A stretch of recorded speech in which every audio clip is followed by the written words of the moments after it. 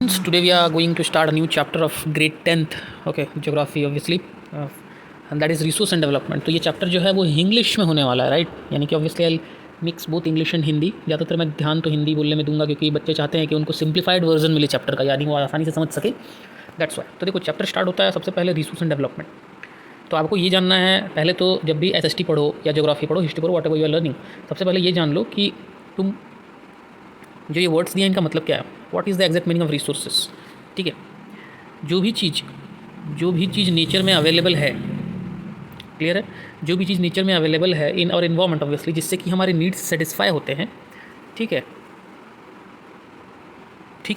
उसे रिसोर्स कहते हैं। पर ये कंप्लीट नहीं है, यानी वो टेक्नोलॉजिकली एसेसिबल होना चाहिए, हम उसे एसेस कर सकें, आसानी से उससे उस तक पहुँच सकें, ठीक है, उसे अपने यूज़ में ला सकें।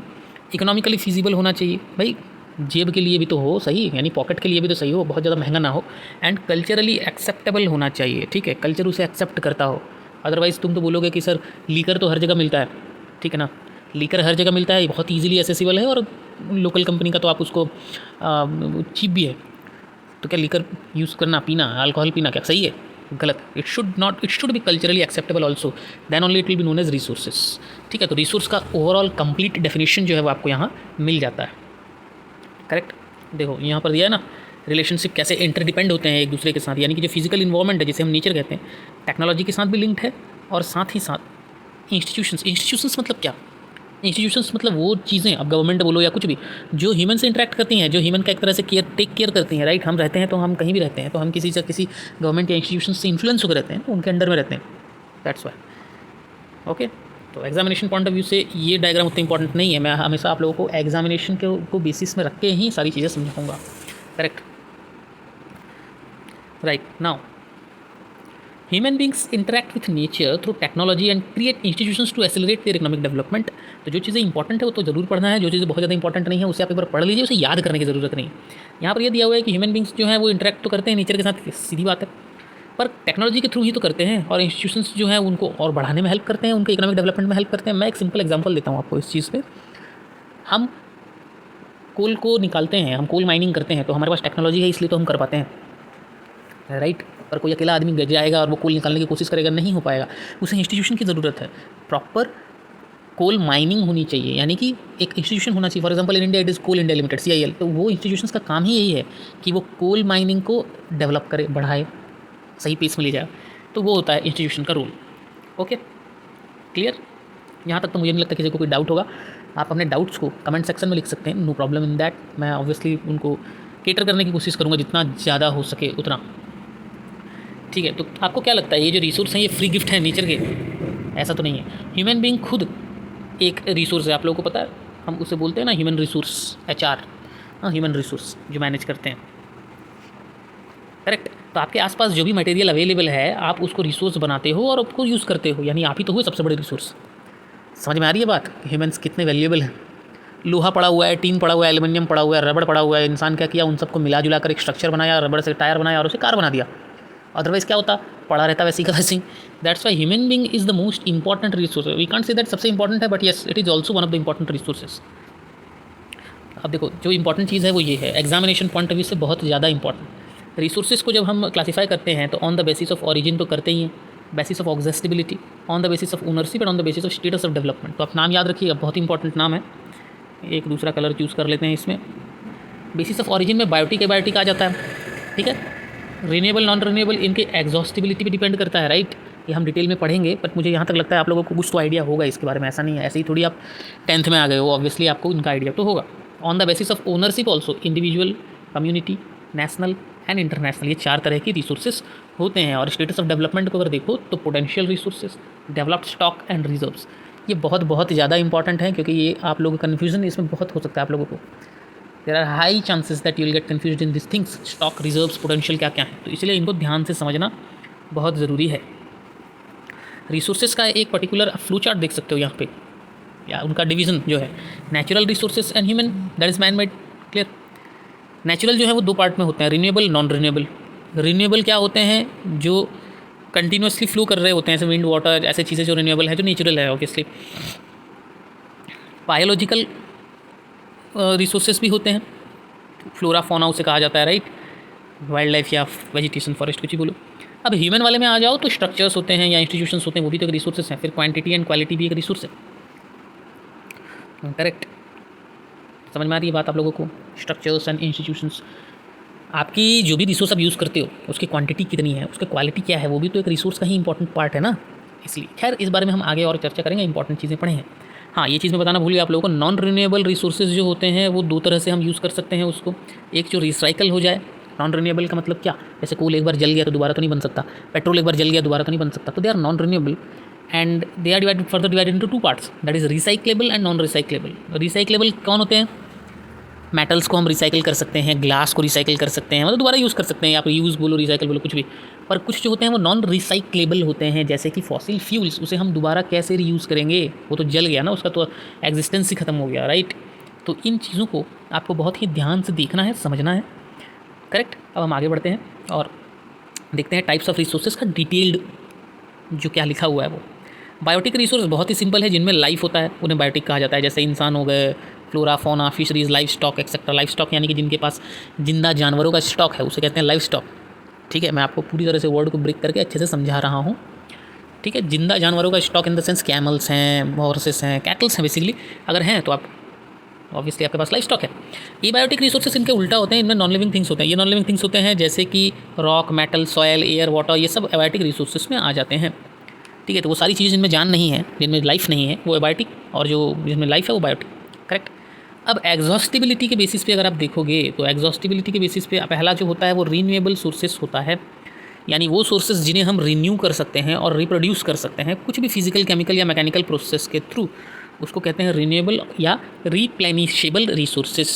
कई बार एग्जाम में दे देगा रीप्लेनिशेबल रिसोर्सेज किसे कहते हैं, तो आप बोलोगे सर ये तो हम पढ़े नहीं, हम तो रिन्यूएबल पढ़े थे। इसीलिए जो अल्टरनेट वर्ड्स होते हैं या अल्टरनेट नेम्स होते हैं उसे याद रखना बहुत ही ज़्यादा ज़रूरी है। क्लियर?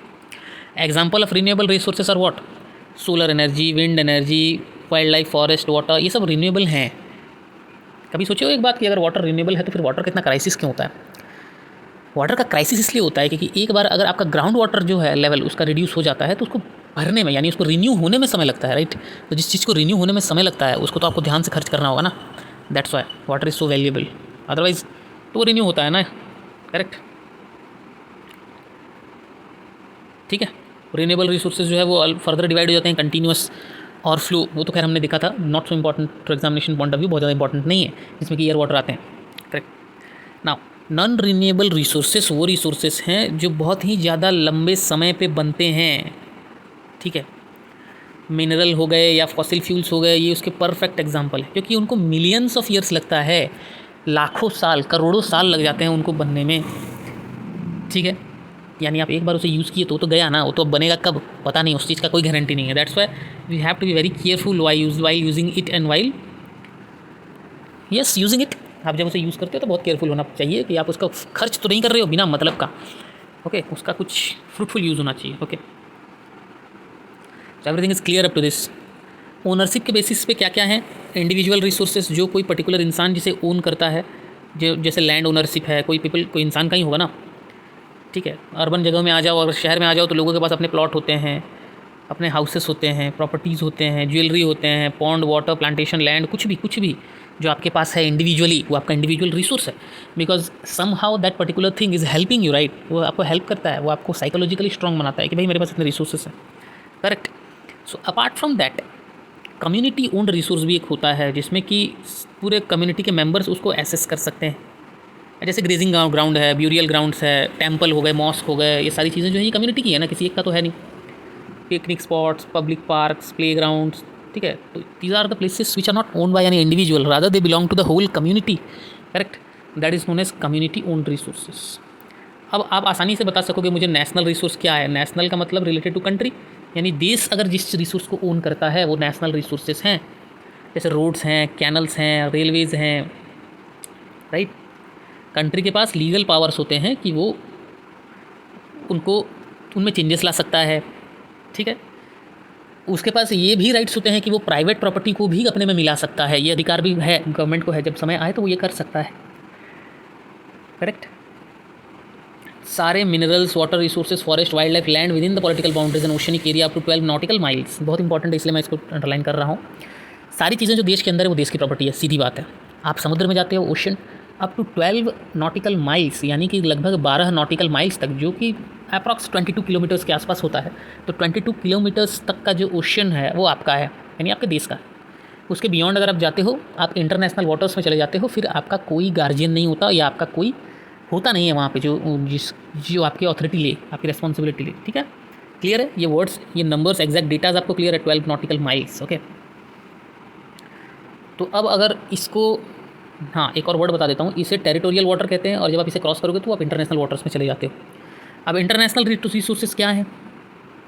कुछ रिसोर्सेज हैं जो पूरे वर्ल्ड का प्रॉपर्टी है, not even for of a particular country, वो पूरे वर्ल्ड की प्रॉपर्टी है। जैसे हमने पढ़ा था ना, the oceanic resources beyond 200 nautical miles of EEZ, that is exclusive economic zone, belong to open ocean, no individual country can utilize this. Correct. 200 nautical mile के ऊपर अगर आप चले जाते हो, कि बाहर आप चले जाते हो, तो आपको कोई कंट्री जो है वो बोल नहीं सकता कि ये मेरा है, ये मेरा है, वो किसी का नहीं है। That is international resources not belonging to any particular country. Clear? Correct. Now on the basis of status of development, before that let me tell you a very interesting fact, कि आप लोग जानते हैं क्या, that India has got the right to mine manganese nodules from the bed of Indian Ocean. Indian Ocean के अंदर से manganese nodules को माइनिंग करने का इंडिया के पास अधिकार है। करेक्ट। ओके, अब देखो सबसे इंपॉर्टेंट पार्ट जो है वो टाइप्स ऑफ रिसोर्सेज का, वो ये है कि स्टेटस ऑफ डेवलपमेंट के हिसाब से रिसोर्सेज कितने पार्ट में बटे हैं और वो क्या है, उनका डेफिनेशन क्या है। पोटेंशियल रिसोर्सेज क्या होते हैं? पोटेंशियल रिसोर्सेज, कुछ रिसोर्सेज होते हैं जो एक रीजन में मिलते तो हैं पर उनका सही से यूज़ नहीं होता है, या फिर हम ये कह सकते हैं कि वो यूटिलाइज़ नहीं किए जाते हैं, उन्हें पोटेंशियल रिसोर्स कहते हैं। अब जैसे राजस्थान और गुजरात साइड में बहुत पोटेंशियल है कि वो विंड और सोलर एनर्जी का इस्तेमाल कर सकें, पर वो लोग उतना कर नहीं रहे हैं, तो वो उनका पोटेंशियल रिसोर्स हो गया। रिसोर्स अवेलेबल है but they are not using it. I hope it is clear now. Now developed resources क्या होते हैं? जिनका कायदे से बहुत ही अच्छे से सर्वे कर लिया गया है, उनकी क्वालिटी और क्वांटिटी दोनों ही पता कर ली गई है यूटिलाइजेशन के लिए। करेक्ट, वो डेवलप्ड रिसोर्सेज हैं। अब तो बस टेक्नोलॉजिकली हम बेटर हो जाएं तो हम उन्हें यूज़ कर सकते हैं, या ऑब्वियसली हम कर भी रहे हैं उन्हें, तभी ना हम उन्हें डेवलप्ड रिसोर्सेज कहते हैं। We are technologically sound also to use that resources, that's why they are known as developed resources. Correct. तो ये स्टॉक क्या है फिर? स्टॉक भी इन्वायरमेंट में मिलने वाली ऐसी पोटेंशियल चीज़ें हैं जिनके पास पावर है ह्यूमन के नीड्स को सेटिस्फाई करने का, बट ह्यूमन के पास ही उतना टेक्नोलॉजी नहीं है कि वो उसे यूज़ कर सकें।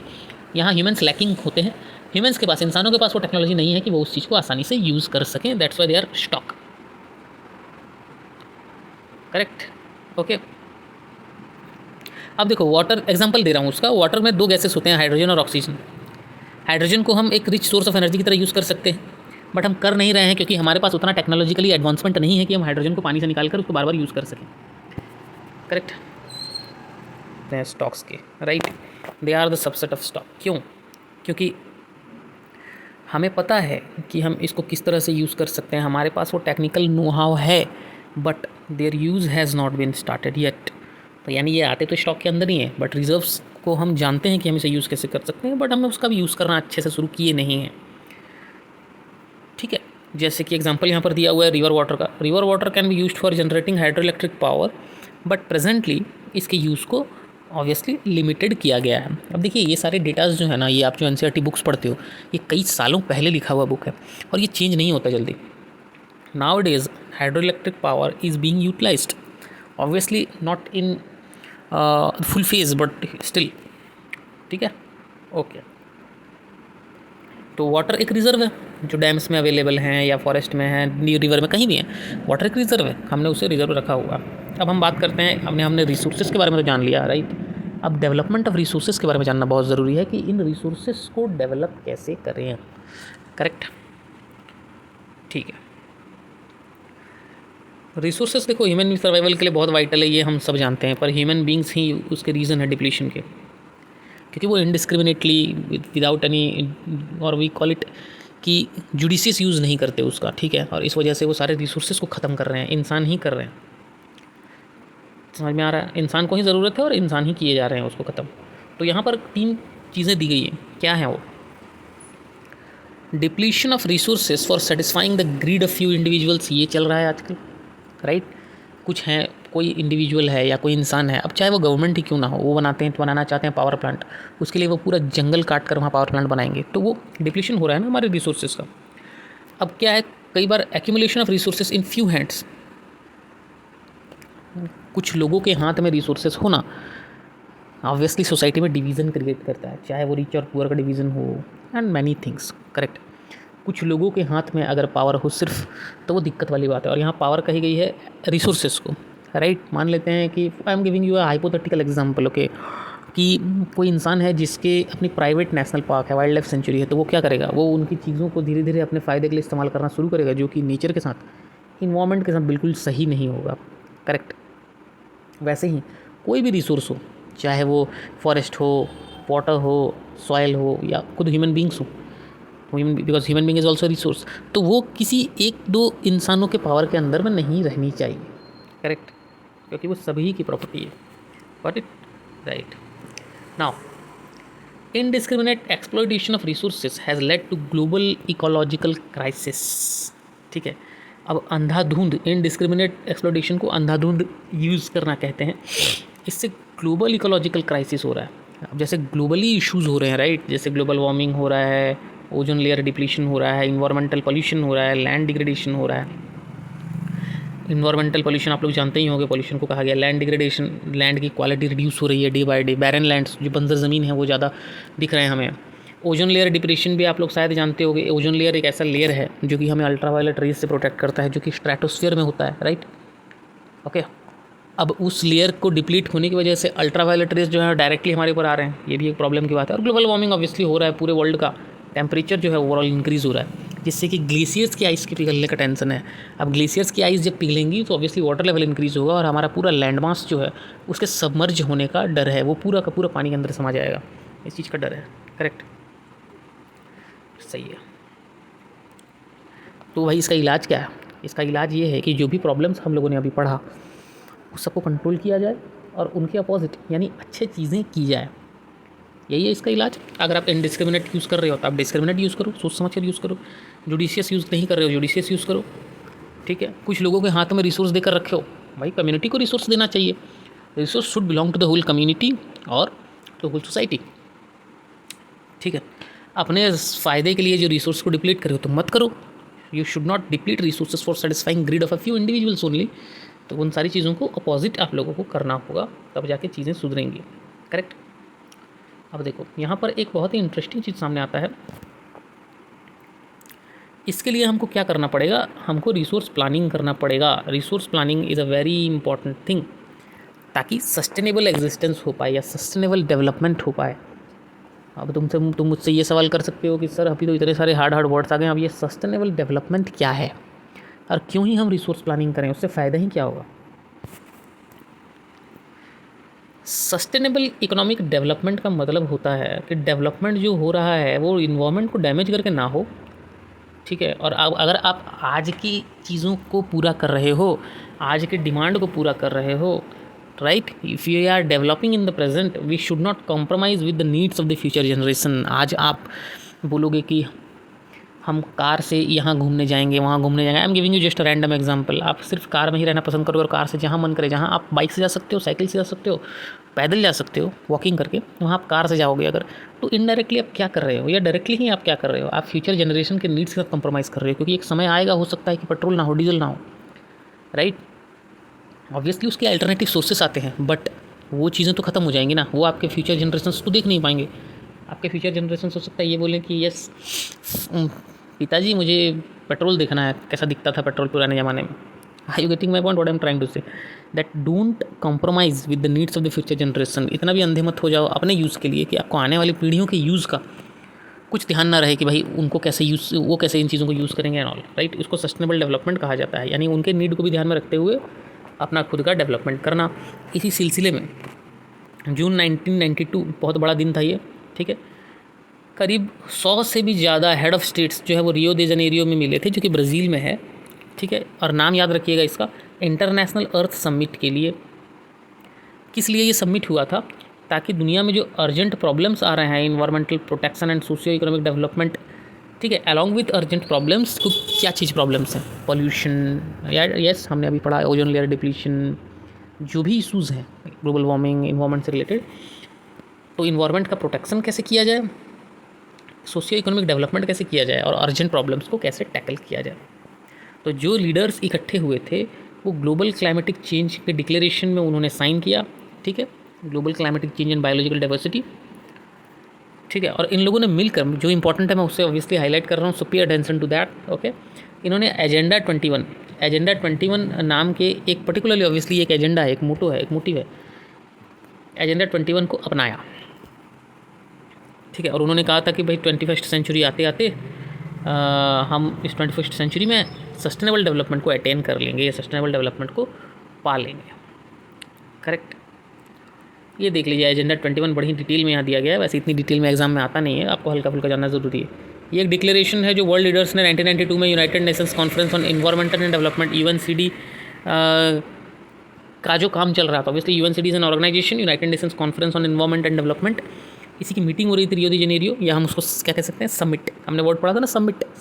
तो रियो दी जेनेरियो में ब्राज़ील में हो रही थी और उसमें ये डिक्लेरेशन साइन किया गया था एजेंडा 21 का, क्लियर।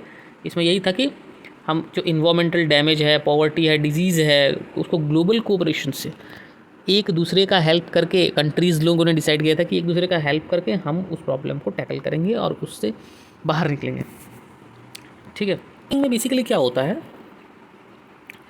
एक चीज़ आप लोग ध्यान दीजिएगा, वो है judicious use of resources. See in board examinations, अगर आप CBSE बोर्ड एग्जाम देने जा रहे हो, जितना आप NCERT के लैंग्वेज को लिखोगे उतना आपके लिए बेटर होगा। So words and the language particularly bookish language, और जो वर्ड NCERT में है उसको अगर आप लिखो तो बहुत बढ़िया है, मार्क्स आने के चांसेस बहुत बढ़ जाते हैं। What is resource planning? Judicious use of resources, ठीक है। क्योंकि भाई इंडिया में जो है वो बहुत डाइवर्सिटी है अवेलेबिलिटी ऑफ रिसोर्सेज में, समझ पा रहे हो आप, बहुत डाइवर्सिटी है। अब देखो कहीं पर तो कुछ रिसोर्स बहुत ज़्यादा है और कहीं पर कुछ रिसोर्स बहुत कम है, ठीक है। जैसे फॉर एग्जांपल मैं आपको देता हूँ, रेस्ट चीज़ तो इंपॉर्टेंट यहाँ पर नहीं लिखा, जो एग्जांपल है वो मैं आपको देखता हूँ। जैसे कि झारखंड, छत्तीसगढ़ और मध्य प्रदेश जैसे स्टेट्स में मिनरल्स बहुत है, कोल डिपॉजिट्स बहुत है, ठीक है, ऑब्वियसली उड़ीसा में भी है, और अरुणाचल प्रदेश में वाटर बहुत है, पर इंफ्रास्ट्रक्चरल डेवलपमेंट वहाँ कम है, ठीक है, लैक्स इंफ्रास्ट्रक्चरल डेवलपमेंट। राजस्थान में चले जाओ तो वहाँ पर सोलर और विंड एनर्जी बहुत ही ज़्यादा है, पर वही बात है, वाटर रिसोर्सेज वहाँ फिर कम है, ठीक है।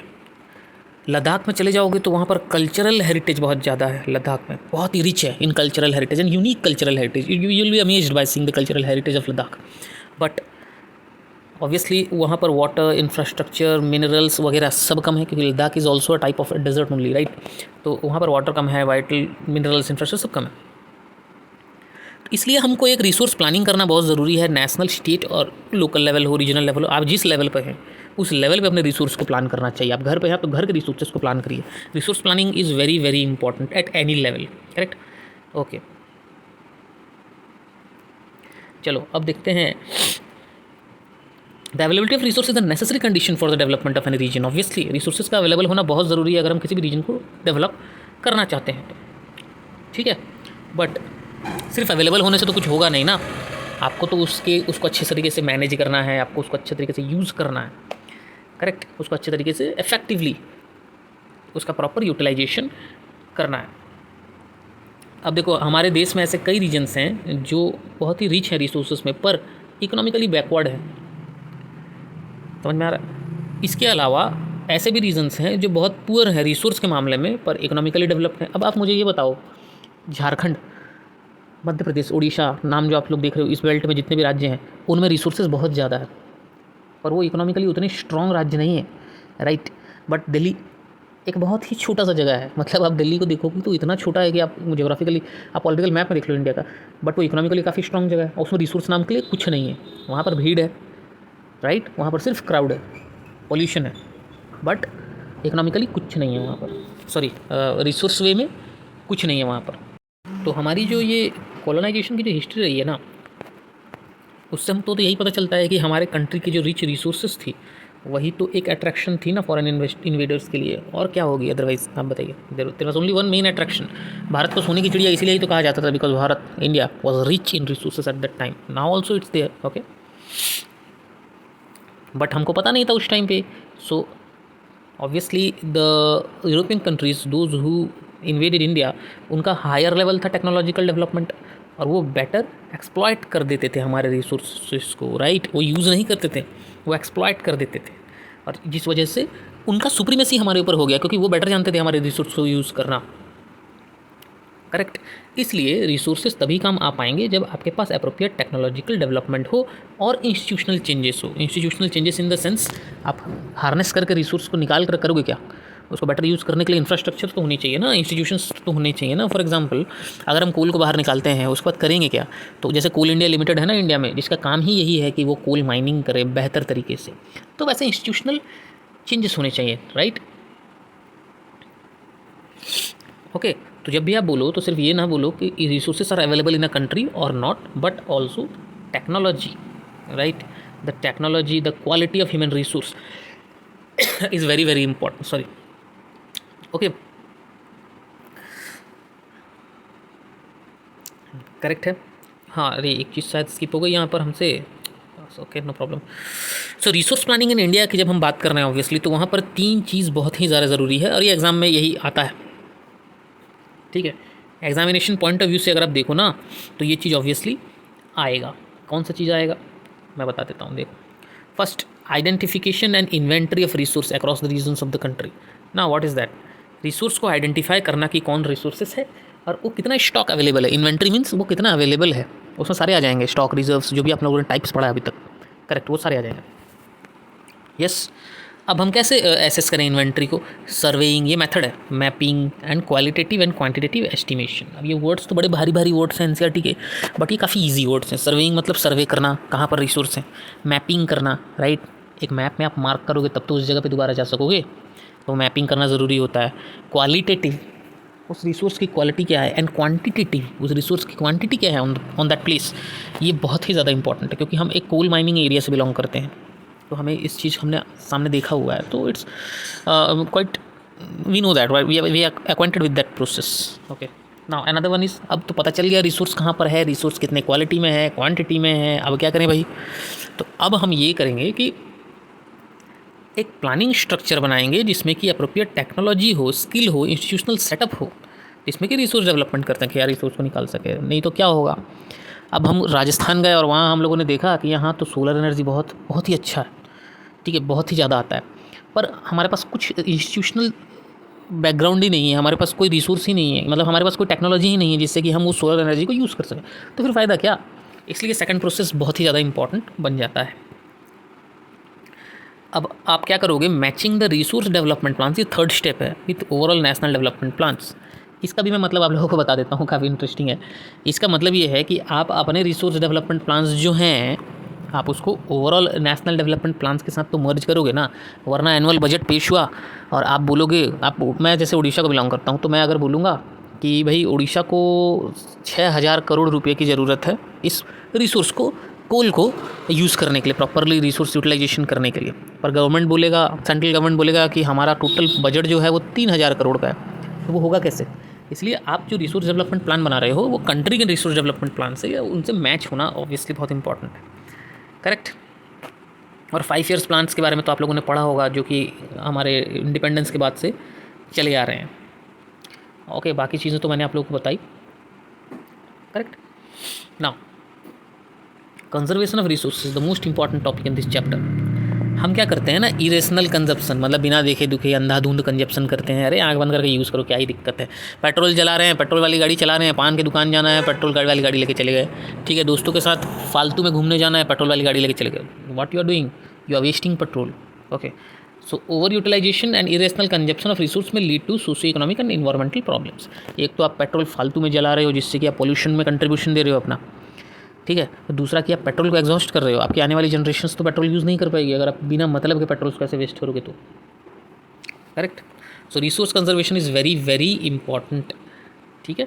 गांधी जी जो कि इन्वायरमेंट को लेकर काफ़ी ज़्यादा सजग रहते थे, he was very much concern about the environment. उन्होंने एक वर्ड कहा था, वर्ड तो नहीं प्रॉपर सेंटेंस कहा था, वो ये था, there is enough for everybody's need and not for anybody's grid.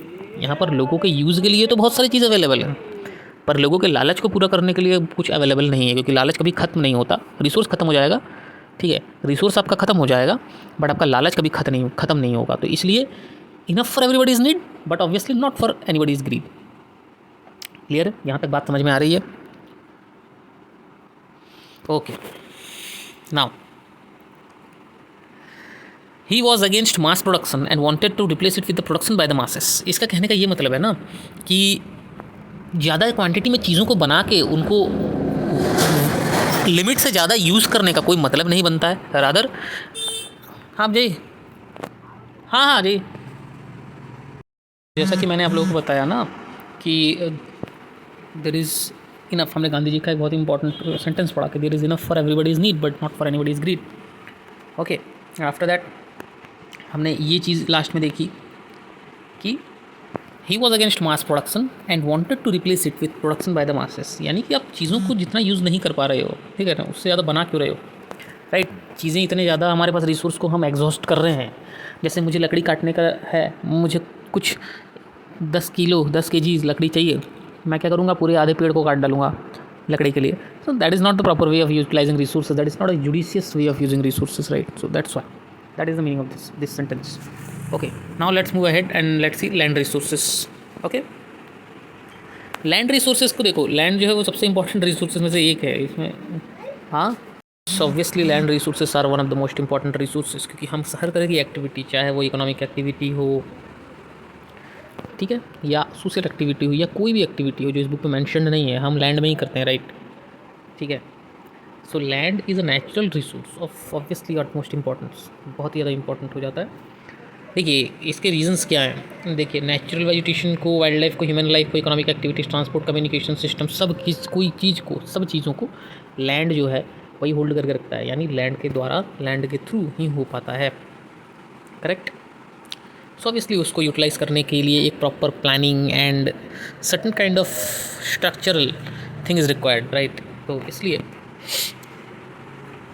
हम उसको देखेंगे अभी कि किस तरह से हम लैंड को यूटिलाइज़ करेंगे। बट उसके पहले हम देख लेते हैं कि इंडिया में जो लैंड रिसोर्सेज है उसको किस तरह सेग्रीगेट किया गया, यानी कैटेगराइज किया है। देखिए 43% of the land, just a second, yes, 43% of the land area is plain, जहाँ पर ऑब्वियसली एग्रीकल्चर होता है, इंडस्ट्रीज सेटअप होते हैं, और ऑब्वियसली लोग भी वहीं रहते हैं ज़्यादातर, ठीक है। 30% जो है वो सरफेस जो है वो माउंटेन का है, ध्यान में आ रहा है आपका?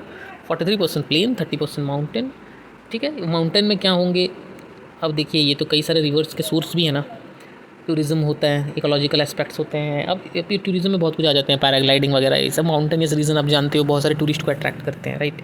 And 27% of the area is plateau region. Plateau जो होते हैं वो मिनरल्स, फॉसिल फ्यूल्स, फॉरेस्ट से बहुत भरे हुए होते हैं, Orissa, Jharkhand, right, some parts of Bihar. Okay, so these are the areas which are very famous for plateaus. Chota Nagpur plateau, फिर उसके आप नीचे तरफ आ जाओगे तो डेक्कन प्लेट्यू एंड ऑल, तो वो काफ़ी रिच एरियाज़ हैं in terms of minerals and reserves, I am telling. Okay, ठीक है, अब आ जाते हैं हम लैंड यूटिलाइजेशन पे। थोड़ा मैं जूम इन कर देता हूँ ताकि आप और अच्छे से समझ पाओ इस पर्टिकुलर थिंग को। लैंड को हम कुछ पर्टिकुलर पर्पज़ के लिए यूज़ करते हैं, जैसे आप देख रहे हो, पहला है फॉरेस्ट्स के लिए, ठीक है, पहला तो हम फॉरेस्ट्स के लिए यूज़ करते हैं। देखिए हम नहीं यूज़ करते, बट लैंड यूज़ होता है कुछ सर्टन चीज़ों में। पहला तो है फॉरेस्ट्स, दूसरा है वो लैंड जो अवेलेबल तो है बट कल्टीवेशन के लिए अवेलेबल नहीं है। ओके, जैसे बैरन लैंड है, वेस्ट लैंड है, right? Land put to non agricultural uses, वो भी तो हमारे लिए एक तरह से कहेंगे तो कल्टीवेशन के लिए अवेलेबल नहीं है ना। जो लैंड कल्टीवेशन के लिए अवेलेबल नहीं है वो ऑब्वियसली वो किसी और चीज़ के लिए अवेलेबल हो, दैट डजंट मैटर्स, ठीक है, चाहे वो बिल्डिंग हो, रोड हो, फैक्ट्रीज हो, कुछ भी हो, बट वो अवेलेबल तो नहीं है ना कल्टीवेशन के लिए, correct? Okay, now other uncultivated land excluding fallow land. ना व्हाट इज़ फैलो लैंड, ये आप लोग मुझे कमेंट सेक्शन में बताइएगा, ठीक है, कि फैलो लैंड क्या होता है। थोड़ा आप क्यूरियस होना पड़ेगा आप लोगों को भी, राइट? तो थोड़ा सा क्यूरियस हो जाइए, be a little bit curious, try to search all these things, so it will help you a lot, okay, in your journey like this, journey of studies. Otherwise what will happen, don't keep or don't make your studies monotonous, okay, try to be curious in this. तो आप बताओगे fallow land क्या होता है। Now अब देखो, other uncultivated lands में पहला आता है permanent pastures and greasing land. जो परमानेंट पैस्चर है, जहाँ पे गाय, भैंस, बकरियाँ जो चरती हैं, वो तो ऑब्वियसली अनकल्टिवेटेड लैंड ही है, ठीक है। कई सारे मिसलेनियस ट्री क्रॉप्स के अंडर में जो आते हैं वो भी आते हैं हमारे अनकल्टिवेटेड लैंड में ही, जो कि एनएसए में भी नहीं आते, नेट जोन एरिया में भी नहीं आते इंडिया में, जंगल में जाओ, आप किसी रोड में जा रहे हो, आप जो रोड में जा रहे हो, ट्रैवल कर रहे हो, उसके आसपास भी तो ट्रीज़ है ना, वो तो मिसलेनियस ट्री क्रॉप्स है, वो तो किसी के घर का खेती है नहीं, right. That is also uncultivated land, correct. अब culturable wasteland left uncultivated for more than 5 agricultural years. Culturable wasteland in the sense the land is waste now, but obviously the land was being used at some time. पहले कभी use होता था, अब वो waste है, हो सकता है फिर उसे यूज़ करने के लिए तैयार कर दिया जाए, उसे कल्चरेबल कहते हैं, not culturable by the way, sorry, culturable wasteland, जिसे हम तैयार कर सकें, ठीक है। अब आपको जो मैंने पूछा था ना, उसका आंसर आपको यहीं पर मिल जाएगा। फैलो लैंड्स किसे कहते हैं? जिन ज़मीनों को हम खेती तो करते हैं पर अभी छोड़ा हुआ है हमने, अब वो 1 ईयर हो, 2 ईयर हो, 3 ईयर हो, उसके ईयर के हिसाब से उनका कैटेगरी है। 1 साल से कम समय के लिए अगर आपने उसे छोड़ रखा है तो वो करंट फैलो होगा। अगर 1 से 5 साल के बीच आपने छोड़ रखा है, यानी आपको ज़मीन को छोड़े हुए 1 से 5 साल हो चुके हैं, तो वो अदर देन करंट फैलो होगा, it's not current fallow obviously. Now I think the last one is the most important one is net sown area. Exam में ये अगर क्वेश्चन आ जाए तो कईयों के पसीने छूट जाते हैं ये सोचकर कि what is the actual factual data. बात मेरी समझ पा रहे हो आप लोग? Actual factual data, area sown more than once in an agricultural year plus net sown area is known as gross cropped area. अच्छा, ये ग्रॉस क्रॉप्ड एरिया का तो छोड़ो, what is net sown area?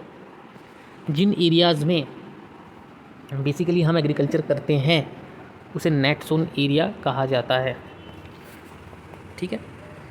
जिसमें हम खेती करते हैं उसे नेट सोन एरिया कहा जाता है। नेट सोन एरिया हर साल बदल सकता है, क्योंकि आप किसी साल कोई लैंड में अगर खेती नहीं हो रही है वो नेट सोन एरिया में कवर नहीं होगा, करेक्ट। तो it changes, are you getting? Now will do from here land use pattern in India, correct. Okay, to this land use pattern in India. देखिए, इंडिया में बेसिकली अब India की बात हो रही है, तो लैंड यूज पैटर्न जो है वो बहुत physical factor as well as human factors पर डिपेंड करता है, राइट। कैसे, वो मैं अभी आपको बताने वाला हूँ।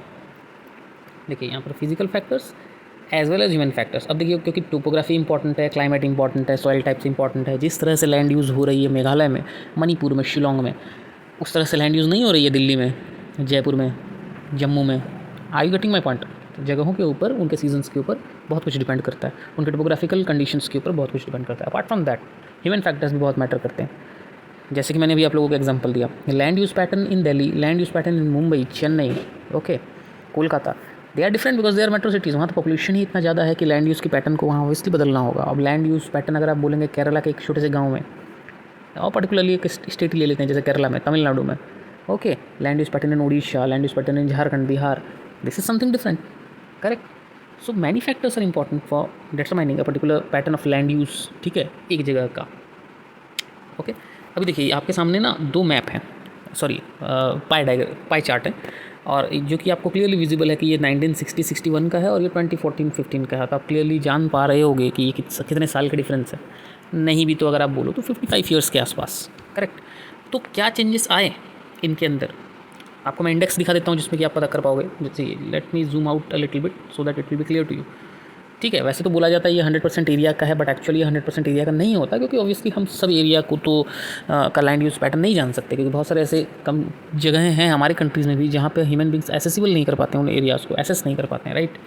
इसलिए तो देखिए, फॉरेस्ट अगर आप लोग देख रहे हो तो फॉरेस्ट तो यहाँ पर ऑब्वियसली क्या हुआ है, बढ़ा है या कम हुआ है? फॉरेस्ट जो है वो यहाँ पर बढ़ा है, करेक्ट। ये एक अच्छा पॉजिटिव साइड है। बैरन एंड अनकल्चरेबल वेस्टलैंड जो है पहले था 18.11%, जो कि यहाँ आप देख सकते हो, just second, yes this one, और अब देख रहे हो तो 5.55%। नॉन एग्रीकल्चरल यूजेस में आने वाले जो एरियाज़ थे पहले थे 46, just a second, this one I think. ये कलर एनसीईआरटीज़ में इतनी मिक्सअप करती है ना दैट इट क्रिएट्स कन्फ्यूजन। तो area under non agricultural uses 4.95, अब हो गए area under non agricultural uses 8.7%। So obviously आप देख सकते हो इन पैटर्न्स को आसानी से और समझ सकते हो, क्लियर। आप आराम से बैठ के इस पाई चार्ट को देखोगे तो आप ओवरऑल समझ पाओगे कि क्या पॉजिटिव साइड्स हैं इसके और कितने नेगेटिव साइड्स हैं। इन दिस 55 ईयर्स हमने क्या किया एग्जैक्टली, ओके। अब आ जाते हैं इससे रिलेटेड कुछ फैक्ट्स में या कुछ डेटाज में, आप कह सकते हो। टोटल जोग्राफिकल एरिया जो इंडिया की है वो 3.28 मिलियन स्क्वायर किलोमीटर और 32 लाख स्क्वायर किलोमीटर्स है, ठीक है। बल्कि और हमारे पास डेटा सिर्फ 93% की है। जैसे कि मैंने आपको बताया कि बहुत ज़्यादा सारे जगह हैं जो दूर पे हैं, जो एक्सेसिबल नहीं हो पाते और सर्वे नहीं किए जा सकते, करेक्ट, ओके। अब देखो सबसे बड़ा नेगेटिव चीज़ क्या हुआ, परमानेंट प्रेशर के लिए जो लैंड अवेलेबल था वो डिक्रीज़ हुआ है। तो अब हम अपने जानवरों को क्या खिलाएंगे? एक फार्मर अपने फार्म में रखने वाले जानवरों को, या एक हर्डर जो भी हैं, वो अपने जानवरों को क्या खिलाएंगे जब उनके चरने की, घास खाने की या खाने की जगहें चेंज हो रही है, कम हो रही है, राइट? Correct, okay. अब देखिए जो करंट फैलो लैंड्स है ना, वो या तो पुअर क्वालिटी की हैं या cost of cultivation is very high. एक फैलो लैंड को हम काम के उपयोगी, ओके, और यूटिलाइज़ करने लायक कैसे बना देंगे? ऑब्वियसली उसको एग्रीकल्चर रेडी बना कर, एग्रीकल्चर के लिए आपको तो बहुत सारी इनपुट चाहिए ना, मॉडर्न मशीनरीज चाहिए, सॉइल को फर्टाइल करना है, प्लाइंग करना है, वेरी बहुत सारी चीज़ें सॉरी, ओके। तो इन ज़मीनों को, these lands are cultivated once or twice in about 2 to 3 years, and if these are included in net zone area, then percentage of NSA in India becomes to 54% of the total reporting area। अगर मैं इन जगहों को include करता हूँ NSA में, net zone area में, तब जाके NSA 54% होगा। ये भी गारंटीड नहीं रहता कि ये सारी जगहें जो हैं वो NSA में इंक्लूड होंगी, क्योंकि ये इनको तो पहले हमको रेडी करना पड़ेगा ना। विदाउट रेडी हम तो फैलो लैंड है, it's not a sowing area और agricultural area, okay, that's why. अब ये जो इंटर स्टेट में जो वैरायटी है ना, वो बहुत ही ज़्यादा इंपॉर्टेंट है कि जो नेट जोन एरिया की जो वैरायटी है वो, मतलब कि नेट जोन एरिया जो है वो काफ़ी वेरी करती है from one state to another state. अगर आप देखो पंजाब हरियाणा का बात, तो 80% of the total area is under cultivation. और वही अब अरुणाचल प्रदेश, मिजोरम, मणिपुर, अंडमान, शायद मैंने ये सब चीज़ें आप लोगों को भी बताया कि जो डिफरेंस है वो किस तरह से होता है, बताया था अभी थोड़ी देर पहले। वो 10% से भी कम है इन सब स्टेट्स में अगर आप देखो तो, ठीक है। नेट जोन एरिया समझ पा रहे होगे आप डिफरेंस को आसानी से। अब देखो जैसे आप लोगों को पास होने के लिए 33% मार्क चाहिए, वैसे ही कोई भी कंट्री में एक हेल्दी इकोलॉजिकल बैलेंस के लिए 33% ऑफ फॉरेस्ट होने चाहिए। इंडिया में ये कम है, ठीक है, far lower than the desired 33% of geographical area, काफ़ी कम है। क्लियर है? यानी ऑब्वियसली आप लोग इमेजिन कर पा रहे होगे कि आप लोग किस कंडीशन में रह रहे हो, राइट? ठीक है। और वैसे भी इन फॉरेस्ट पे कईयों की जान, कईयों की ज़िंदगी निर्भर करती है, क्योंकि बहुत सारे लोग उस फॉरेस्ट में भी रहते हैं और उसके आसपास एरिया में रहते हैं, जो फॉरेस्ट रिसोर्स पर डायरेक्टली और इनडायरेक्टली डिपेंड करते हैं। Correct, okay. अब देखो क्या प्रॉब्लम क्या है, वेस्टलैंड जो हैं, ठीक है, वो ज़्यादा बढ़ रहे हैं। वेस्टलैंड का मतलब जो नॉन एग्रीकल्चरल यूज़ है, ठीक है ना, रॉकी एरिड डेजर्ट एरियाज़ जिनका कोई पर्टिकुलर हम एफिशिएंट नहीं बना पा रहे हैं, उन जगहों को उनका कोई यूज़ नहीं निकल पा रहा है, ठीक है। या सेटलमेंट्स के लिए जो चीज़ें यूज़ हो रही हैं ना, जगह पर सेटलमेंट्स आप रह रहे हो, जहाँ पर रोड्स हैं, रेलवेज़ हैं, इंडस्ट्रीज़ हैं, ये सब हमारे लिए वेस्टलैंड है। आप बोलोगे सर वेस्टलैंड कैसे इतना सारा काम हो रहा है? एग्रीकल्चरल पर्सपेक्टिव से अगर आप देखो ना तो वो वेस्टलैंड है, क्योंकि उसमें कुछ नहीं हो रहा, खेती वगैरह कुछ नहीं हो रहा। करेक्ट। और हम क्या कर रहे हैं कि लैंड का कंटिन्यूस यूज़ किए जा रहे हैं, ठीक है, कंटिन्यूस यूज़ किए जा रहे हैं। वो कोई भी यूज़ है, एग्रीकल्चर कर रहे हैं तो कंटिन्यूस उसी जगह पे किए जा रहे हैं, क्योंकि हमारे पास जगह नहीं है। लोगों के पास जगह कहाँ है रहने के लिए?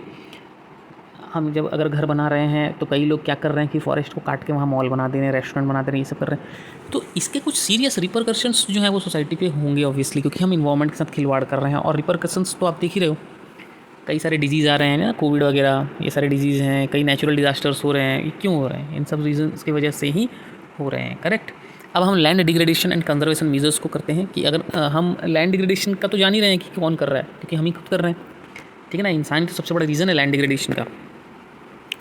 करेक्ट। और उसको कंजर्व कैसे करें, क्योंकि कंजर्व करना बहुत ज़रूरी है। आपको कुछ डेटा बता देता हूँ मैं। 95% of our basic needs, food, shelter, clothing, वो लैंड से आता है। ऑब्वियसली लैंड में क्या होगा, फॉरेस्ट होगा तो वहीं से आएगा, ठीक है। तो ह्यूमन बींग्स क्या कर रहे हैं ना, लैंड को डिग्रेड कर रहे हैं और नेचुरल फोर्सेस को एग्रेवेट कर रहे हैं। जो एग्जैक्टली मैंने अभी कहा था आप लोगों को 2 मिनट पहले कि नेचुरल डिजास्टर्स को एग्रेवेट कर रहे हैं। क्यों ना करें?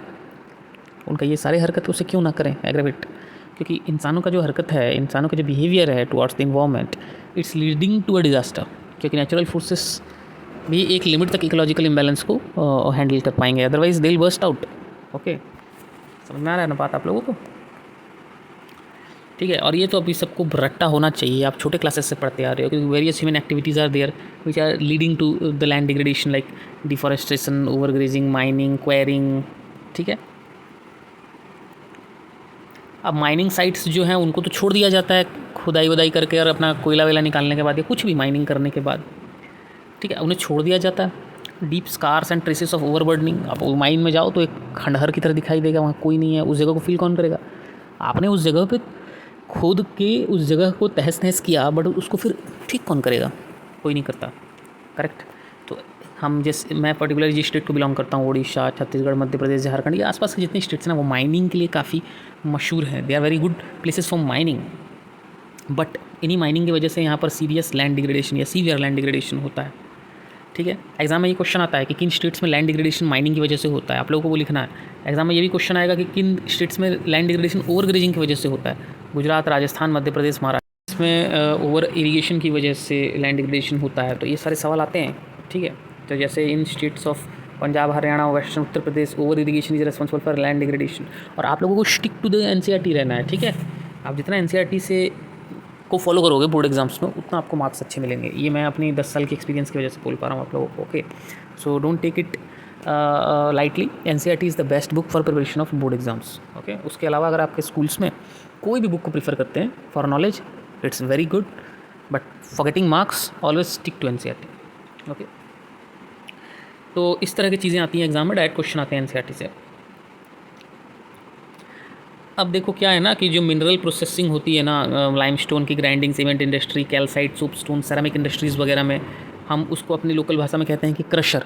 तो जिस जगह पे क्रशर है, जो गिट्टी तोड़ते हैं, जो लाइमस्टोन बनाते हैं, वो जगह पूरी बर्बाद हो जाती है, क्योंकि डस्ट इतना होता है एटमॉस्फेयर में। और साथ ही वो डस्ट जो होता है वो नॉर्मल डस्ट नहीं होता, उसमें सिलिका वगैरह होते हैं, ठीक है ना। तो that is very bad for health, okay. तो इस तरह से लैंड डिग्रेडेशन के साथ साथ वो एयर पोल्यूशन भी कर रहे हैं, करेक्ट। और एक माइन्यूट प्रॉब्लम क्या होता है, वो ज़मीन में आके ग्राउंड के ऊपर वाले सरफेस में आके जम जाते हैं, जिसकी वजह से वो पानी जो है वो सॉइल के अंदर नहीं जा पाता, infiltration of water into the soil नहीं हो पाता, करेक्ट। इससे बहुत सारी प्रॉब्लम होंगी, इससे फ्लडिंग की इश्यूज़ हो जाएंगी, ग्राउंड वाटर को ऑब्वियसली पानी नहीं मिल रहा होगा, क्योंकि वो जम जाएंगे ना, वो स्पोर्स में आके जम जाएंगे, जहाँ से कि वाटर जो है वो एब्जॉर्ब होता है, इनफिल्ट्रेट होता है deep into the soil, okay. तो ये सब इश्यूज़ इनकी वजह से होते हैं, आप जैसे देख सकते हो। Okay, we will start from here now, okay. Now जिन जिन चीज़ों से हमें प्रॉब्लम हो रही है, वो चीज़ें उसका उल्टा ही उसका सोल्यूशन है। तो there are many ways, what are the many ways to solve the problems of land degradation? भाई आप डिफॉरेस्टेशन कर रहे हो, आप एफॉरेस्टेशन करो, करेक्ट है। ओवर ग्रेजिंग हो रहा है, प्रॉपर मैनेजमेंट ऑफ ग्रेजिंग करो, वही बात है ना। अगर आप ओवर ग्रेजिंग कर रहे हो, प्रॉपर मैनेजमेंट ऑफ ग्रेजिंग करो। प्लांट्स के लिए शेल्टर बेल्ट बनाओ, जिससे कि प्लांट्स जो है वो सॉइल इरोजन भी ना हो और प्लांट्स भी बचे रहें। Stabilisation of sand dunes by growing thorny bushes. सूखे जगहों पे, एरिड रीजन्स पे आप लैंड डिग्रेडेशन को कैसे रोक सकते हो? सैंड ड्यून्स को बचाओ, रोको, बुशेस लगा दो जिससे कि वो उड़े ना, just like the way of preventing soil erosion bye planting trees, okay. तो इस तरह की चीज़ें करने से ऑब्वियसली हमारा जो लैंड डिग्रेडेशन है वो नहीं होगा। आप ये भी तो नहीं कह सकते कि नहीं होगा, बट काफ़ी हद तक कंट्रोल में आ जाएगा, ठीक है। Proper management of waste lands, mining activities में कंट्रोल करना, पानी को जो इंडस्ट्रियल एफ्लुएंट्स हैं, either any kind of waste को प्रॉपर डिस्चार्ज करना, डिस्पोजल करना, these things are very very important, okay। so I think this thing is clear for now। अब हम आ जाते हैं soil as a resource में। the most important resource obviously soil is the living system, soil is a living system, okay। इससे plant growth होता है, different types of living organisms को support करता है। ये कह सकते हैं हम कि हमको जिंदा रखने का काम सॉइल से होता है, करेक्ट है। आप लोग सदगुरु को जानते हो ना, सदगुरु उनके वीडियोस आप देखते हो यूट्यूब में, वो भी तो सिर्फ सॉइल कैंपेन चला रहे हैं, बिकॉज सॉइल इज़ लाइफ। हम कहते हैं ना पानी जल ही जीवन है, सूर्य से sun is the ultimate source of energy, obviously they are, पर सन की एनर्जी को हम सॉइल से ही तो ले पाते हैं ना। प्लांट्स हम कहाँ से खाते हैं? सॉइल से खाते हैं। That's why soil is very very very important. और सॉइल को बनने में मिलियंस ऑफ ईयर्स लग जाते हैं, करेक्ट, ठीक है। और सॉइल को बनने में बहुत सारी चीज़ों का हाथ होता है, लाइक उसका पेरेंट रॉक कौन है, ठीक है, रिलीफ कैसा है जगह का, बेड रॉक, वही पेरेंट रॉक की बात है।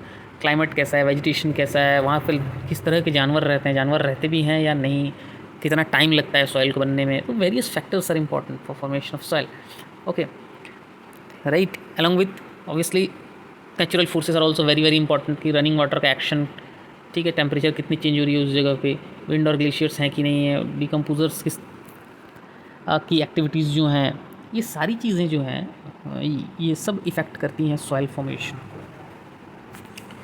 Okay. And these are the layers of soil, I hope you know that. top soil, then subsoil, then substratum, weathered parent rock material, or you can simply write parent rock, okay, but in a crust form. उसके नीचे आ जाएंगे तो solid parent bed rock आपको देखने को मिलेगा। Clear है? Okay, soil में देखो ह्यूमस होती है जो कि ऑर्गेनिक वेस्ट होती है, okay, along with inorganic materials. So organic और इनऑर्गेनिक दोनों ही सॉइल में अवेलेबल होते हैं। ठीक है, अब सॉइल को क्लासीफाई हम करेंगे। क्लासिफिकेशन की बेसिस क्या है? कोई ऐसा रिजिड बेसिस नहीं है। Colour, thickness, texture, age, chemical and physical properties, ये सब सॉइल के बेसिस है जिसकी बेसिस पे हम सॉइल को क्लासीफाई करेंगे। So the first one is alluvial soil, obviously the one of the most fertile soil available है। ठीक है, तो हमारे हिमालय से ना 3 सबसे बड़ी नदियाँ निकलती हैं, इंदस, गंगा, ब्रह्मपुत्र, और तीनों ही सबसे ज़्यादा एलुवियल सॉइल लेकर आती हैं इंडिया में। ठीक है, एलुवियल सॉइल मिलता है हमें ईस्टर्न कोस्टल प्लेन्स में, महानदी के डेल्टा में, गोदावरी, कृष्णा, कावेरी, आप समझ पा रहे हो ना। तो नॉर्दर्न प्लेन्स जो आप पढ़े होगे, आप लोगों ने पढ़ा है क्लास 9th में, नॉर्दर्न प्लेन्स वो एलुवियल सॉइल से भरा हुआ है। इसलिए आप नॉर्दर्न स्टेट्स को देखोगे बहुत ज़्यादा एग्रीकल्चर करते हैं, क्योंकि this soil is really very very fertile. Okay, ना इसकी कॉम्पोजिशन क्या है? Sand, silt and clay, correct.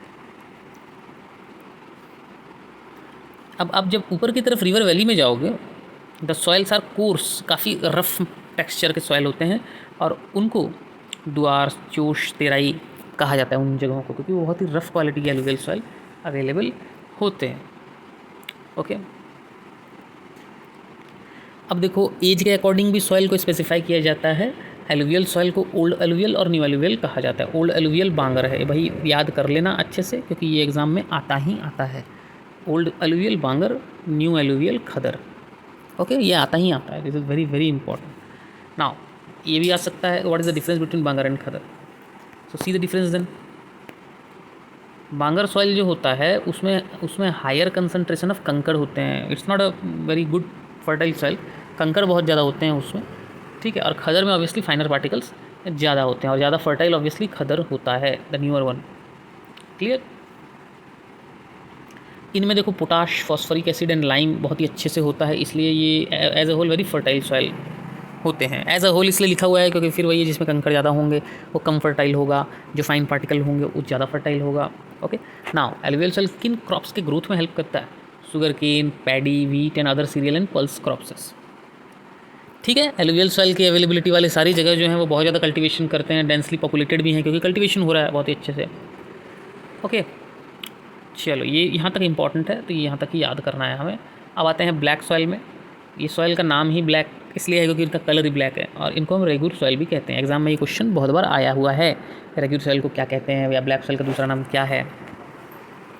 Black soil को ब्लैक कॉटन सॉइल भी इसलिए कहते हैं क्योंकि कॉटन उगाने के लिए बहुत ही बढ़िया सॉइल होती है।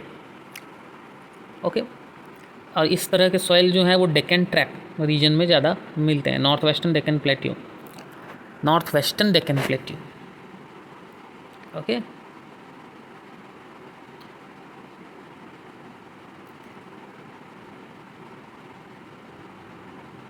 श्योर हो about the location of black soils. ठीक है, तो ब्लैक सॉइल कहाँ होते हैं ये तो आपको पता है, ये होते हैं डेक्कन ट्रैप में, डेक्कन ट्रैप में बेसल्ट रीजन कहा जाता है उससे। वो इंपॉर्टेंट नहीं है, आप याद रखो डेक्कन ट्रैप कहाँ होता है, वो नॉर्थ वेस्टर्न पार्ट में होता है इंडिया का। अब देखो नॉर्थ वेस्टर्न पार्ट कहाँ पर है वो तो आपको याद करना पड़ेगा, बिकॉज जब हम ज्योग्राफी पढ़ रहे होते हैं ना, तो कुछ बेसिक डायरेक्शंस का नॉलेज तो ऑब्वियसली होना चाहिए। आप 10th क्लास की ज्योग्राफी पढ़ रहे हो, राइट? कुछ बच्चे मुझसे पूछते हैं कि सर ये directions north west east south हम कैसे जानेंगे? तो देखो, जो ये इंडिया की जो सबसे टॉप पार्ट है ना, ये जो जम्मू कश्मीर वाली एरिया नॉर्थ है, करेक्ट। आप साउथ में यहाँ देख सकते हो, सदर्न स्टेट्स हम कहते हैं ना साउथ इंडिया, और उड़ीसा, बिहार, कोलकाता, और सॉरी वेस्ट बंगाल, ये सब ईस्टर्न स्टेट्स हैं, और गुजरात वेस्टर्न स्टेट है। तो नॉर्थ वेस्टर्न तो क्लियरली हमारा ये निकल कर आ रहा है ना। और अगर आप मैप में देखो भी तो डेक्कन ट्रैप तो वहीं पर शो कर रहा है वो, यहाँ तक कि वो तो सदर्न पार्ट में भी एक्सटेंड कर चुका है थोड़ा बहुत, जैसे गोदावरी, कृष्णा, कावेरी नदियों के आसपास। तो ये पूरा स्ट्रेच जो है वो बना हुआ है हमारा ब्लैक सॉइल से, यानी वो ब्लैक सॉइल उसमें अवेलेबल होते हैं, करेक्ट। और अगर आप यहाँ पर रीड भी करो तो वो सारी चीज़ लिखे होंगे। देखो जगहों के नाम दिए गए हैं, जैसे महाराष्ट्र, सौराष्ट्र, मालवा, मध्य प्रदेश, छत्तीसगढ़, और वो साउथ तक गोदावरी और कृष्णा एंड कावेरी वैलीज तक, कृष्णा वैलीज तक बेसिकली वो एक्सटेंड कर रहे हैं। समझ पा रहे हो? ओके, तो वो वहाँ तक एक्सटेंड कर रहे हैं। नाउ ब्लैक सॉइल किन किन चीज़ों से बने हैं, या कंस्टिट्यूएंट्स ऑफ ब्लैक सॉइल और water? Black soils are made up of extremely fine clayey material. First of all वो इतने फाइन होते हैं ना आटे की तरह, अगर आप उसमें पानी डालोगे, वाटर डालते हो, वो फैलता नहीं है तुरंत, क्योंकि वो क्लेई सॉइल उसको एब्जॉर्ब करता है, सूख लेता है, वो इतना फाइन होता है। ठीक है, इसमें अब लिखा भी है कि they are very famous for और well known for their capacity to hold moisture, इसलिए वो बहुत सारे इंटीग्रेट कामों में यूज़ होते हैं। क्लेई सॉइल्स जैसे मूर्तियाँ बनाने में भी यूज़ होती हैं, इस तरह की मिट्टियाँ जो क्लेई सॉइल होते हैं। ठीक है, न्यूट्रिएंट्स भी होते हैं उसमें, obviously calcium carbonate, magnesium, potash and lime, इस तरह के चीज़ें भी उसमें होते हैं। अभी देखो ये जो मैप है, इसके थ्रू आप जो मेजर सॉइल टाइप्स हैं उनके लोकेशन को आसानी से समझ सकते हो, जान सकते हो, देखकर सिर्फ कौन सा कहाँ पर अवेलेबल है। क्लियर? जैसे फॉरेस्टन माउंटेन्स हैं तो जम्मू कश्मीर नदर्न पार्ट में आप देख सकते हो। अलुवियल सॉइल है तो नॉर्दर्न प्लेन्स, जैसे मैंने कहा था, ये पूरा नॉर्दर्न प्लेन्स इसमें अवेलेबल है। ठीक है, रेड एंड येलो सॉइल है तो किन किन पार्ट्स में है, नॉर्थ ईस्टर्न स्टेट्स में अवेलेबल है, या not north eastern, sorry, eastern states में अवेलेबल है। इस तरह से सदर्न पार्ट्स के कुछ, सदर्न स्टेट्स के कुछ पार्ट में अवेलेबल है। Similarly black soil, laterite soil, arid soil, सबकी लोकेशन दी गई है, तो आप उसे आसानी से देख सकते हो, that's not a issue. Okay, अब देखो क्लेई सॉइल की एक बहुत इंटरेस्टिंग चीज़ ये है, मैं वही चीज़ बता रहा हूँ आपको, जो ये चीज़ इंपॉर्टेंट है एग्जाम के लिए, क्योंकि हमें मार्क लाना है। Our main strategy is to score marks. हम जितना कम समय बचा है हमारे पास, जैसे नवंबर, दिसंबर, जनवरी, 3 मंथ्स और 3.5 मंथ्स में हम 80% से अबव स्कोर कर पाएँ 10th में, that is our goal. Okay, so इसमें देखो एक इंटरेस्टिंग चीज़ ये है कि they develop deep cracks during hot weather. Weather जब गर्म होता है ना, तो उनमें क्रैक्स आ जाते हैं। ये हेल्प करता है एरेशन प्रॉपर करने के लिए, सॉइल में हवादार बनाता है सॉइल को, अंदर में एयर मूव करना चाहिए अच्छे से। ओके, तो देखो इसमें क्या दिया है, शुरुआत में ये सॉइल्स जो होते हैं वो स्टिकी होते हैं एंड वेरी वेट, सही बात है, डिफ़िकल्ट टू वर्क। ओके, तो अगर आप उसे छोड़ दो और उसमें बारिश गिर रहा है, वो किसी भी तरीके से क्लेई सॉइल गीला हो रहा है, तो वो क्या होगा कि वो टाइट हो जाएगा पानी में, वाटर को अब्जॉर्ब करके, और आप जो काम करना चाहते हो वो आप उसको सॉरी आसानी से नहीं कर पाओगे, right, because you want dry soil. तभी तो आप उसको डिज़ायर्ड क्वांटिटी में वाटर मिक्स करोगे ना, पर वो पहले से मिक्सअप हो जाएगा, तो it will not be better for you to do any kind of work with that. Okay, तो अभी हम आते हैं, आई होप यहाँ तक सभी को क्लियर है, और अगर आप लोगों को क्लियर नहीं है तो आप सिंपली हमें कमेंट कर सकते हो, और आप हमसे कांटेक्ट भी कर सकते हो through our verified social networking channels. Okay, now red and yellow soils के बारे में अगर हम जानें तो रेड सॉइल, ये क्वेश्चन बहुत बार आता है कि रेड सॉइल रेड क्यों है। रेड एंड येलो सॉइल्स जो होते हैं, या रेड सॉइल जो होते हैं, ये डेवलप करते हैं इग्नियस रॉक से। Okay, that is not so important rest thing कि low rainfall, high rainfall and all, इतना याद रखो कि इग्नियस रॉक से बनते हैं ये। Clear? Red and yellow soil जो है वो Chhattisgarh, Odisha, southern parts of middle Ganga plain along the piedmont zone of western Ghats, यानी वेस्टर्न घाट से लेके Odisha, Chhattisgarh, southern parts of Ganga plain, कह सकते हैं कि बहुत ज़्यादा एरिया को ये भी कवर करते हैं, बट पैचेस में। अगर आप यहाँ ध्यान दो, रेड एंड येलो सॉइल्स का अगर हम मैप में देखते हैं तो ये रहा रेड एंड येलो सॉइल्स का जिगजैग, तो देखो काफ़ी जगह ये कवर किए हुए हैं, बट मैंने क्यों कहा पैचेस में, क्योंकि यहाँ पर जस्ट सॉरी ओके, क्योंकि यहाँ पर देख रहे हो गैप्स भी बहुत हैं, कभी इस जगह पे नहीं है, कभी उस जगह पे नहीं है, हाँ इस जगह पे, यहाँ पर भी जब देखो तो ब्रेक है, काफ़ी जगहों पे ब्रेक है, बट फिर भी हम कह सकते हैं कि yes, red and laterite soil जो है वो काफ़ी एक जगह कवर करते हैं हमारे इंडिया में। Correct? Okay, so now let's move to yellow, sorry laterite soil. Yellow soil तो हमने इसमें ऑब्वियसली कवर कर लिया। एग्जाम में क्वेश्चन आता है ये रेड कलर रेड क्यों दिखाई देता है रेड सॉइल, तो इसका मेन आंसर यही है, due to diffusion of iron in crystalline and metamorphic rocks. Correct, diffusion of iron in crystalline and metamorphic rocks, इसलिए वो रेड दिखाई देता है। ठीक है, अब आ जाते हैं लैटेराइट सॉइल पे। इसका नाम जो है वो लैटिन वर्ड लेटर से बना है। ठीक है, ओके, अब देखो laterite soils are mostly deep to very deep acidic होते हैं, इनमें प्लांट्स न्यूट्रिएंट्स बहुत कम होते हैं। ठीक है, और ये कहाँ अवेलेबल होते हैं, southern states, western Ghats of और western Ghats regions of Maharashtra, Orissa, इन सब जगहों पे ये अवेलेबल होते हैं। ओके, तो ये सबसे पेक्यूलियर कैरेक्टरिस्टिक्स है लैटेराइट सॉइल की, कि वो एसिडिक होते हैं लिटिल बिट। ठीक है, और प्लांट न्यूट्रिएंट्स बहुत कम होते हैं, और सदर्न स्टेट्स में बेसिकली मिलते हैं, वेस्टर्न घाट्स में मिलते हैं। तो location it's not a big deal, you can understand that, और पढ़ के तुम जान सकते हो, लोकेशन जानना कोई बहुत बड़ी बात नहीं है, बट इंपॉर्टेंट है जो इनसाइड क्वेश्चन एनसीईआरटी से आते हैं उनको टैकल करना बहुत इंपॉर्टेंट है। जैसे देखो where this soil support deciduous and evergreen forest it is humus rich but under sparse. ये एग्जैक्टली ये जो लिखा हुआ है इसका मतलब क्या है? आप जितना एनसीईआरटी के लैंग्वेज को लिखोगे उतना बेहतर होगा। कहने का ये मतलब होता है ना कि जहाँ पर फॉरेस्ट्स ज़्यादा हैं, ऑब्वियसली ऑर्गेनिजम्स ज़्यादा रहते होंगे ना, जानवर ज़्यादा रहते होंगे, इंसान ज़्यादा रहते होंगे, तो उनके जो वेस्टेज होते हैं, जो भी बोलो उसे, जो वेस्ट चीज़ होते हैं, उनसे वहाँ ह्यूमस काफ़ी होता है सॉइल में। करेक्ट। और जो एरिड रीजन्स होते हैं या एरिड इन्वायरमेंट या सेमी एरिड इन्वायरमेंट होते हैं, ये ह्यूमस प्योर होते हैं। ह्यूमस जानते हो ना, सॉइल में जो ब्लैक कलर की ऑर्गेनिक कंटेंट होती है ना, कंपोनेंट होती है, उसे ह्यूमस कहते हैं। तो ह्यूमस जो है वो सेमी एरिड इन्वायरमेंट में काफ़ी कम होते हैं, क्योंकि वहाँ ज़्यादा ऑर्गेनिजम्स नहीं है ना अपने वेस्ट से उसको एनरिच करने के लिए। तुम बोलते होगे, सोचते होगे सर वेस्ट से कोई चीज़ कैसे एनरिच होता है? मेरे कहने का मतलब है कि जो नेचुरल वेस्ट हम इंसान और जानवरों से निकलता है, वही तो मैन्योर में या एक खाद बनाने के लिए यूज़ होता है ना, तो उसी से ही ह्यूमस तैयार होता है। तो वो कम होता है सेमी एरिड रीजन्स में। ओके, ना ये जो सॉइल होते हैं ये इरोजन और डिग्रेडेशन के लिए काफ़ी प्रोन होते हैं, क्योंकि भाई इनका पोजीशन ही वैसा है लैंडस्केप में ना। ठीक है, सॉइल कंजर्वेशन टेक्निक से हम उसे कंट्रोल कर सकते हैं, that is something different. Okay, वो इम्पॉर्टेंट नहीं उतना। तो क्या करेंगे ना, सॉइल कंजर्वेशन टेक्निक्स को अगर हम यूज़ करते हैं तो ये फिर हम इन्हें क्रॉप्स प्रोडक्शन के लिए यूज़ कर सकते हैं, like cash crops, basically cashew nut. देख रहे हो, कैश्यू नट जैसे क्रॉप्स, इसमें नाम सिर्फ एक दिया हुआ है कैश्यू नट, पर इससे रिलेटेड जो नट्स होते हैं ना, ज़्यादातर कुछ अंजीर वगैरह, ये सब चीज़ों की प्रोडक्शन हम इन सॉइल पे कर सकते हैं। पर आपको सही तरीके से उसको सही तरीके से उस सॉइल को प्रोटेक्ट करना है, इरोजन से बचाना है, उसको एनरिच करके रखना है। ठीक है, और साउथ इंडिया की जो भी फेमस चीज़ें हैं, चाहे वो टी हो, कॉफ़ी हो, वो हम इसमें ऑब्वियसली उगाते हैं। कॉफ़ी तो कर्नाटका की बहुत फेमस है और टी ऑब्वियसली साउथ की फेमस है, बट इन कंपैरिजन आसाम की टी ज़्यादा फेमस है। करेक्ट। अब हम आते हैं एरिड सॉइल्स में। देखो, इनकी टेक्सचर तो ऑब्वियसली सैंडी होती है और ये नेचर में सेलाइन होते हैं। ठीक है, अब चाट के कोई बच्चा देखेगा, बोलेगा सर नमक नमक तो नहीं लग रहा, that is not nature, okay, that is test. तो आप वो नहीं कर सकते हो टू चेक दैट। ओके, मैं नेचर ये कह रहा हूँ कि उनमें सैलिनिटी ज़्यादा होती है, नमक का कंटेंट थोड़ा ज़्यादा होता है as compare to other substances.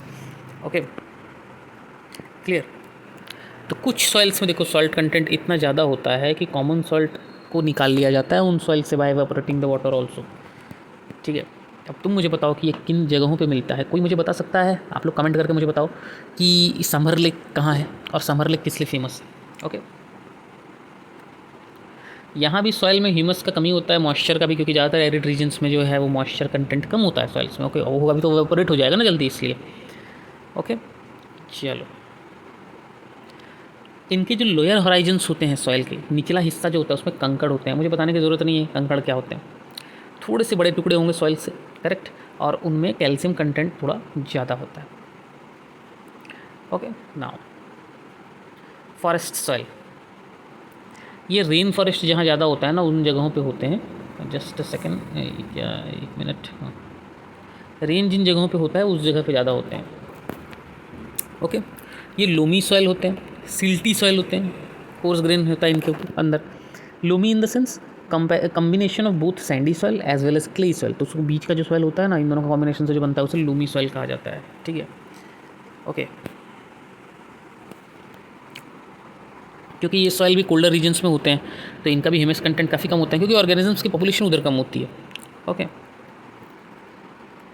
Clear है। अब ये सॉइल, अगर यही सॉइल फॉरेस्ट सॉइल जो है वो किसी लोअर एरिया में अगर आप देखोगे, नदी के किनारे देखोगे, हाँ, जैसे यहाँ लिखा हुआ है ना, रिवर टेरेसेस में देखोगे, रिवर वैलीज़ में देखोगे, रिवर के आसपास के एरियाज़ में देखोगे, तो फर्टाइल होगी कंपैरिजन करें तो। पर अगर वो थोड़ी हायर लेवल की फॉरेस्ट में है, थोड़ी ऊंचाई पर फॉरेस्ट में अवेलेबल है, तो ऑब्वियसली वो मतलब कि वो फर्टाइल नहीं होगी। तो ऐसे एक बेसिक नेचर एक सॉइल का होता है और बाकी उनके लोकेशंस पे डिपेंड करता है। अब देखो, एक बहुत ही जनरल टॉपिक है सॉइल इरोजन और सॉइल कंजर्वेशन के ऊपर, and I am sure that you know about all this things. Soil erosion क्या होता है? ठीक है, जब सॉइल जो है वो अपने जगह से धुल जाते हैं, अपने जगह से गायब हो जाते हैं, दूसरी जगह पे चले जाते हैं या मिसप्लेस हो जाते हैं, तो उसे सॉइल इरोजन कहा जाता है। करेक्ट है। अब देखो, सॉइल का बनना और सॉइल का इरोड होना ये कंटिन्यूसली इस दुनिया में चलता रहता है। ठीक है, ऑब्वियसली उन दोनों के बीच एक प्रॉपर बैलेंस है, पर ह्यूमन एक्टिविटीज़ की वजह से वो बैलेंस डिस्टर्ब हो रहा है। ठीक है, हम क्या कर रहे हैं? हम डिफॉरेस्टेशन कर रहे हैं, ओवरग्रेजिंग कर रहे हैं, कंस्ट्रक्शन बंद कर रहे हैं, माइनिंग कर रहे हैं, तो इससे वो बैलेंस खत्म होगा। सॉइल बनेगा काफ़ी लेट से, पर बर्बाद होगा बहुत जल्दी से। तो ये तो गड़बड़ है ना। ओके, समझ में आ गया सभी को? Just a second. Okay, sorry. Okay, yes, now it's okay, अब जैसे रनिंग वाटर है, इससे भी सॉइल इरोजन होता है, डीप चैनल्स बना देते हैं वो क्लेई सॉइल में, जिन्हें गलीज कहा जाता है। ठीक है, तो ये सब इंपॉर्टेंट चीज़ हैं जो एग्जाम में आ जाते हैं कई बार एमसीक्यूज़ में। बैडलैंड किसे कहेंगे, तो कोई भी बच्चा जान जाएगा बैडलैंड किसे कहेंगे। जो अनफिट है कल्टीवेशन के लिए वो बैडलैंड कहेंगे, वो हमारे लिए कोई यूज़ का नहीं है। करेक्ट। ठीक है, अब इरोजन के कुछ टाइप्स और उनको कंजर्व करने के कुछ टाइप्स देख लेते हैं। कई बार क्या होता है कि जैसे चंबल बेसिन का यहाँ एग्जांपल दिया हुआ है, some water flows as a sheet over large areas. कभी पानी जो होता है ना, sometimes flows as sheet over large areas down a slope. एक पूरे एरिया में सिर्फ सरफेस पे फ्लो करता है वाटर एज अ सीट, उससे सरफेस का जो सॉइल होता है वो धुल जाता है और इसे हम कहते हैं सीट इरोजन। ओके, विंड से अगर सॉइल जो है वो उड़ जाए, इधर मिसप्लेस हो जाए, तो उसको कहेंगे विंड इरोजन। ठीक है, सॉइल इरोजन के और भी कारण है। डिफेक्टिव तरीके से हम फार्मिंग करते हैं, प्लाविंग करते हैं एक गलत तरीके से, वो भी सॉइल इरोजन का कारण है। ओके, अब देखो क्या तरीके हैं टू कंजर्व सॉइल इरोजन या सॉइल इरोजन को रोकने का। पहला है counter ploughing, I think yes, ploughing along the counter lines can decelerate the flow of water down the slope. आप इस तरह से प्लाविंग कर सकते हो। Okay, just a second, pencil, yes, आप इस तरह से प्लाविंग कर सकते हो। इससे क्या होगा, सॉइल इरोजन नहीं हो पाएगा। ठीक है, तो इसको हम काउंटर प्लाविंग कहते हैं। यहाँ देख सकते हो नाम, काउंटर प्लाविंग। ओके, और एक तरीका है, अगर आप बहुत ऊंचाई पर रहते हो तो स्लूप्स में ऐसे ऐसे ऐसे ऐसे आप टेरेस बना दोगे, सीढ़ी की तरह स्लूप्स में, पहाड़ों पर, उसे टेरेस कल्टीवेशन कहते हैं। ये भी सॉइल इरोजन को रोकता है। ठीक है, क्रॉप्स के बीच में अगर बहुत क्रॉप्स हैं तो उनके बीच में पैचेस में ग्रासेस लगा देने से भी वो सॉइल को होल्ड करके रखते हैं और सॉइल इरोजन होने नहीं देते। ओके, इस यहाँ पर जैसे दिया हुआ है ना, strip cropping. What is strip cropping? जहाँ पर large fields, strips of grasses are left to grow between the crops, so what the grasses will do, they will hold the soil. Okay, अब कई बार क्या करते हैं कि ट्री की पूरी लाइन लगा देते हैं, लाइन से ट्री को प्लांट किया जाता है ताकि वो वही करें, सॉइल को होल्ड करके रखें, तो उनको कहा जाता है शेल्टर बेल्ट्स। क्यों? क्योंकि ये शेल्टर बनाने के लिए ही तो प्लांटिंग किया गया था। ओके, समझ में आ रही है बात? क्योंकि जब आप लाइन से ट्रीज प्लांट करते हो, obviously it becomes a shelter for people also to sit there. Okay, उसे शेल्टर बेल्ट्स कहा जाता है। ये भी प्रोटेक्ट करते हैं सॉइल इरोजन को। Okay, yes, so I think by this topic we have ended this chapter. इसके बाद भी अगर आप लोगों को कोई भी इशू है तो आप वीडियो को दोबारा देख सकते हो। अगर फिर भी इशू है आप कांटेक्ट कर सकते हो, आप हमें कमेंट कर सकते हो। I try as fast as I can, I try to resolve the issue. Okay, और ये चैप्टर मैंने लाइन बाय लाइन तो बताया है, बट कई जगहों को मैंने स्किप इसलिए किया है क्योंकि वो पर्टिकुलर लाइन आप पढ़ सकते हो। मैंने उसको ओरली बताया है, बट लाइन बाय लाइन में उसको स्किप किया है क्योंकि from examination point of view that thing is not important and my target is in this 3 months, जो 3 महीने बचे हुए हैं ना 10th के बच्चों के लिए, उनका 80% से ऊपर मार्क आए, ये मेरा टारगेट है कि हर बच्चे का आए। Okay, that's all. Okay, bye bye, have a nice day, we will soon meet in our next video. Till then, enjoy and study hard.